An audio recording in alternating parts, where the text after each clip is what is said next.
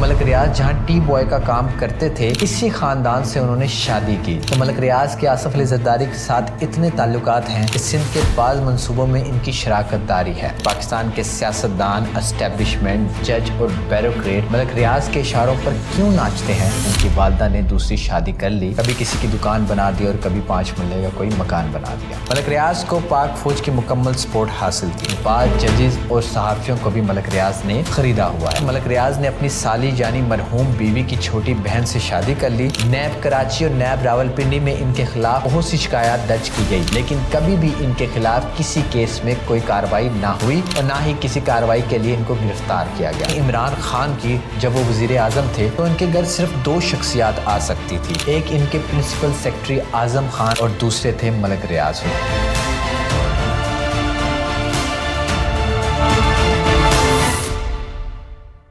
السلام علیکم، میرا نام شہروز ہے اور آپ دیکھ رہے ہیں آزاد آواز۔ وہ ایک ٹی بوائے کی نوکری کرتا تھا۔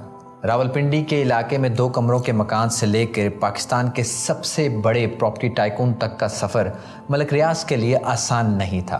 وہ بہت اچھے سے جانتے تھے کہ کہاں پیسہ لگانا ہے اور کہاں سے پیسہ اٹھانا ہے۔ اگر آپ جاننا چاہتے ہیں کہ آج کے دور میں پاکستان کے سیاستدان، اسٹیبلشمنٹ، جج اور بیوروکریٹ ملک ریاض کے اشاروں پر کیوں ناچتے ہیں تو آپ کو یہ ویڈیو آخر تک دیکھنی ہوگی۔ سیاست اور اسٹیبلشمنٹ کے تخت پر بیٹھا ہر شخص ملک ریاض حسین کے ساتھ بہت گہرے تعلقات میں ہے۔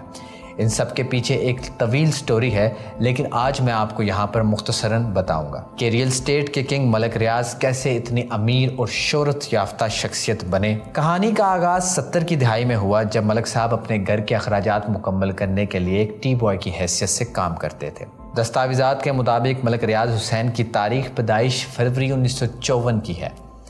ان کا تعلق سیالکوٹ کی ایک تحصیل سمریال سے ہے اور اگر میں ان کے والد کی بات کروں تو وہ بچپن میں ہی وفات پا چکے تھے۔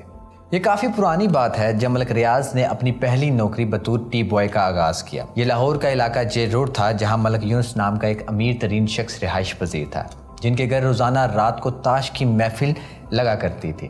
وہ نیزہ بازی کے بہت شوقین تھے۔ اس طرح کے شوق رکھنے والے امیر ترین شخصیات جن میں سے ایک سیٹھ عابد تھے، ملک یونس کے گھر روز تشریف لاتے تھے، جہاں ملک ریاض ان سب کی خدمت چائے اور پانی سے کیا کرتے تھے۔ ایک طرف ملک ریاض کی غربت تھی اور دوسری طرف ان کی بیوہ والدہ۔ ملک ریاض ہمیشہ چاہتے تھے کہ ان کی والدہ دوبارہ شادی کریں اور اپنی نئی زندگی کا آغاز کریں۔ ملک ریاض کے بہت اصرار کرنے کے بعد ان کی والدہ نے دوسری شادی کر لی اور ان کے نیک خامند ملک عاشق ایک ٹھیکیداری کے پیشے سے وابستہ تھے جو اس وقت سی ڈی اور ایم ای ایس کے لیے کام کرتے تھے۔ لہٰذا ملک ریاض نے ٹھیکیداری کا پیشہ عملی طور پر اپنے سوتیلے باپ سے سیکھا، جس میں خوب پیسہ اور نام بنایا۔ شروع میں ملک ریاض چھوٹے موٹے ٹھیکے لیا کرتے تھے، کبھی کسی کی دکان بنا دی اور کبھی 5 مرلے کا کوئی مکان بنا دیا۔ وقت کا پہیہ چلتا رہا اور دیکھتے دیکھتے ملک ریاض کی بہن کی شادی ایک فوجی میجر سے ہوئی جو کسی زمانے میں اس وقت کے army chief general Aslam Beg کی کورس میٹ تھے، جن کی مدد سے ملک ریاض کے مراسم آرمی چیف کے ساتھ ہو گئے۔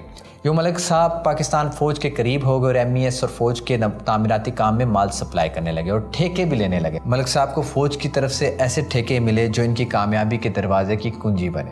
ملک ریاض نے اپنے کام کو چھوٹے پیمانے سے شروع کیا، مگر سمارٹ ورک کے ساتھ انہوں نے دنوں میں کامیابی سمیٹی۔ پاکستان کی ہر طاقتور شخصیت کو اپنا مہمان بنایا اور اس پر اپنی دولت کے منہ کھول دیے، اور یوں 2 طرفہ ڈیلز کرنے کے بعد ملک ریاض پاکستان کے امیر ترین شخص اور ریئل اسٹیٹ کے بادشاہ بن گئے۔ ملک ریاض کو پاک فوج کی مکمل سپورٹ حاصل تھی۔ انہوں نے 1990 کی شروعات میں زمین کی خرید و فروخت کے کاروبار میں قدم رکھا، جس کے بعد انہوں نے فیصلہ کیا کہ وہ اپنی ہاؤسنگ سوسائٹی بنائیں گے، جس کا نام وہ ایسا رکھیں گے جو لوگوں کے لیے قابل اعتماد ہوگا۔ چونکہ اس دور میں پاکستان کی عوام پاک فوج پر بہت بھروسہ کرتی تھی، تو ملک ریاض نے اپنی سوسائٹی کو بحریہ کا نام دینے کا فیصلہ کیا، جس کا مقصد صرف لوگوں کا اعتماد حاصل کرنا تھا۔ 1996 میں ملک ریاض نے بحریہ ٹاؤن کے نام سے اپنے کاروبار کا آغاز کیا اور اس کی درخواست جمع کرائی، کیونکہ بحریہ ٹاؤن کا نام پاک بحریہ سے ملتا تھا اور اس وقت ایڈمرل منصور پاکستان بحریہ کے سربراہ تھے۔ ایڈمرل منصور وہی شخص تھا جسے بعد میں بدعنوانی کے الزام میں بیرون ملک سے حراست میں لے کر پاکستان لایا گیا تھا۔ خیر ابتدا میں یہ نام لینے کے لیے ملک ریاض کو بہت مشکلات کا سامنا کرنا پڑا، مگر ملک معراج خالد جو اس وقت کے قائم مقام وزیر اعظم تھے، انہوں نے ایک آرڈیننس کے ذریعے ملک ریاض کو بحریہ ٹاؤن کا نام دے دیا۔ یاد رہے کہ ملک ریاض اور ملک معراج خالد کا تعلق جیل روڈ والے یونس خان جہاں پر وہ ٹی بوائے کا کام کرتے تھے ان کی بدولت ہوا۔ یہ تعلق بہت گہرا تھا جس کی مدد سے ملک ریاض بحریہ ٹاؤن کا نام لینے میں کامیاب ہوئے۔ یہاں ایک دلچسپ بات یہ ہے کہ ملک ریاض جہاں ٹی بوائے کا کام کرتے تھے اسی خاندان سے انہوں نے شادی کی جس سے ان کے بچے بھی ہیں، مگر بدقسمتی سے ان کی وہ اہلیہ انتقال کر گئی، جس کے بعد ملک ریاض نے اپنی سالی یعنی مرحوم بیوی کی چھوٹی بہن سے شادی کر لی جن کا نام بینا تھا، جو آج بھی ملک ریاض کے ساتھ ازدواجی زندگی بسر کر رہی ہیں۔ چنانچہ جب 1996 میں ملک ریاض حسین کو بحریہ ٹاؤن کا نام ملا تو ابتدا میں انہوں نے سفاری ولاز کا منصوبہ شروع کیا جو بہت کامیاب ہوا۔ انہوں نے وہاں بہت اچھے مثالی گھر اور ولاز بنائے جو ہاتھوں ہاتھ بک گئے۔ ملک ریاض پر آفتوں کے بادل منڈلانے لگے۔ جب پاک بحریہ کے نئے سربراہ آئے ایڈمرل فصیح بخاری تو وہ بحریہ ٹاؤن کا نام کا معاملہ عدالت میں لے گئے کہ پاک بحریہ کا نام غلط استعمال کیا گیا، مگر کورٹ نے بھی ملک ریاض کو سرخرو کر دیا۔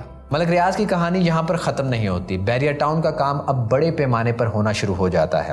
ابتدا میں جب ملک ریاض نے راولپنڈی بحریہ ٹاؤن کا کام شروع کیا تو مسلم لیگ نون سے تعلق رکھنے والے چودھری تنویر ان کے ابتدائی پارٹنر تھے، وہ ان کو مکمل سپورٹ کرتے تھے۔ چودھری تنویر سابق سینیٹر بھی رہ چکے تھے، وہ ان کو مکمل طور پر پروٹیکشن دیتے تھے، لیکن بعد میں مشہور انڈر ورلڈ مافیا کا بڑا نام تاجی کھوکھر نے بھی ملک ریاض کو مکمل سپورٹ فراہم کی، جس سے ملک ریاض اپنے زمینوں کے کاروبار کو بڑھاتے چلے گئے۔ ملک ریاض کی ڈیلز پر بہت سے لوگوں کا اعتراض ہے، بہت سے لوگوں نے ان کے خلاف نیب میں شکایات بھی درج کرا رکھی ہیں، کئی اور دروازے بھی کھٹکھٹائے۔ نیب کراچی اور نیب راولپنڈی میں ان کے خلاف بہت سی شکایات درج کی گئی، لیکن کبھی بھی ان کے خلاف کسی کیس میں کوئی کارروائی نہ ہوئی اور نہ ہی کسی کارروائی کے لیے ان کو گرفتار کیا گیا۔ لوگوں کا کہنا ہے کہ کیسز سے بچنے کے لیے ملک ریاض کے پاس ایک فن ہے اور وہ فن پیسہ ہے جس کے ذریعے وہ فائلوں کو پہیے لگاتے ہیں۔ سول اداروں میں ملک ریاض کی ترجیحات میں سب سے ٹاپ پر نیب کا ادارہ ہے۔ کم از کم 2 چیئرمین نیب کے بارے میں ریکارڈ پر چیزیں ہیں کہ ان کے تعیناتی میں ملک ریاض کا کلیدی کردار تھا۔ ایک ایڈمرل فصیح بخاری اور دوسرے جسٹس ریٹائرڈ جاوید اقبال، ان دونوں کے ساتھ ان کے قریبی مراسم بھی ہیں۔ ملک ریاض اپنے پیسے کے بلبوتے پر نہ صرف سیاسی شخصیات بلکہ سیاسی جماعتوں کو بھی خرید لیتے ہیں۔ اگر یہ کہا جائے تو غلط نہ ہوگا کہ بعض ججز اور صحافیوں کو بھی ملک ریاض نے خریدا ہوا ہے۔ ہماری اسٹیبلشمنٹ کے بعض بڑے بڑے نام ان کو بھی شیشے میں اتار لیتے ہیں۔ ملک ریاض پاکستان کی سیاست اور پاکستان کے بزنس کا ایسا نام ہے جو ایک ہی وقت میں تمام سیاسی کرداروں کے ساتھ رابطے میں رہتے ہیں۔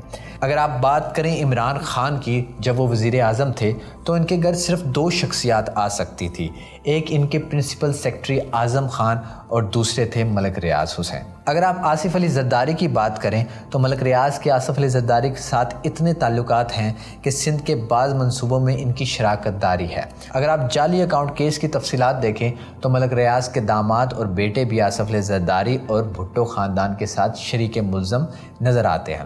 اگر آپ شریف خاندان کی بات کریں تو ان کے شریف خاندان کے ساتھ گہرے تعلقات ہیں، جس کی بنا پر chairman NAB justice retired Javed Iqbal کو تعینات کیا گیا تھا۔ اس کی اپوائنٹمنٹ بظاہر اس وقت کے وزیر اعظم شاہد حقان عباسی نے کی، مگر اس کے پیچھے بھی ملک ریاض کا اہم کردار تھا اور اس سارے میک بریک میں شریف خاندان کی مرضی شامل تھی، بالخصوص نواز شریف اور شہباز شریف کی۔ یوں ملک ریاض ملک کی تاریخ کے سب سے طاقتور شخصیت میں سے ایک ہیں جو آئین اور قانون سے بالاتر ہیں۔ آج کی تاریخ میں ملک ریاض سابق وزیر اعظم عمران خان کے ساتھ 190 ملین پاؤنڈ کیس میں شریک ملزم ہیں، جس میں ملک ریاض ماضی کی طرح ہر صورت سرخرو ہو جائیں گے، کیونکہ ان کے پاس ایک فن ہے جو آپ کے اور میرے پاس نہیں۔ ملک ریاض کی کہانی بہت لمبی ہے، مگر وقت کی قلت کے باعث مجھ سے جتنا ہو سکا میں نے اپنی معلومات آپ کے ساتھ شیئر کی۔